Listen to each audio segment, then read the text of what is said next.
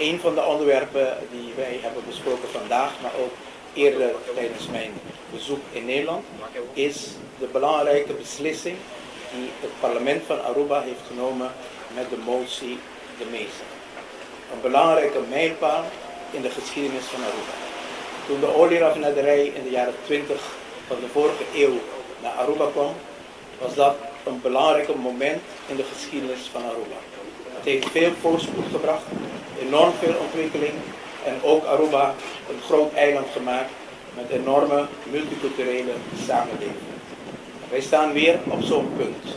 En deze keer om een alternatief te zoeken voor het groot gebied waar de olieraffinaderij gevestigd is. De uitdagingen om het gebied schoon en klaar te maken voor een nieuwe ontwikkeling is een enorme uitdaging voor een klein eiland als Aruba. Maar het besluit is een besluit dat wij voelen dat ook wereldwijd steun krijgt. Wereldwijd, omdat de wereld een transitie maakt naar alternatieve energie.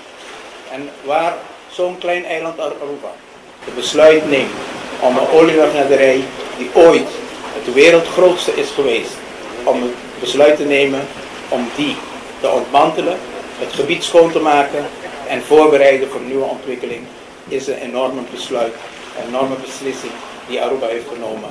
Een historische beslissing. En in deze traject hebben wij Nederland verzocht, de Nederlandse regering, om ons daarin te ondersteunen met technische hulp. Laat me ook direct erbij zeggen, niet met financiële ondersteuning voor de kosten erbij, maar juist voor de technische ondersteuning dat zo'n grote exercitie nodig zal hebben.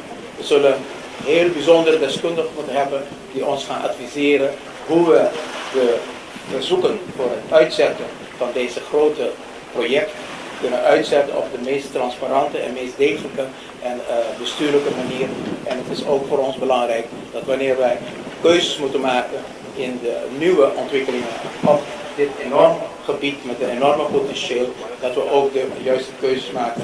En voor die redenen vinden we het belangrijk dat wij het gebruik maken van de kennis van de mensen op Aruba ook ondersteuning kunnen krijgen van Nederlandse ambtenaren die ervaring zullen hebben met betrekking tot zo'n transitie van industrie naar nieuwe ontwikkelingen.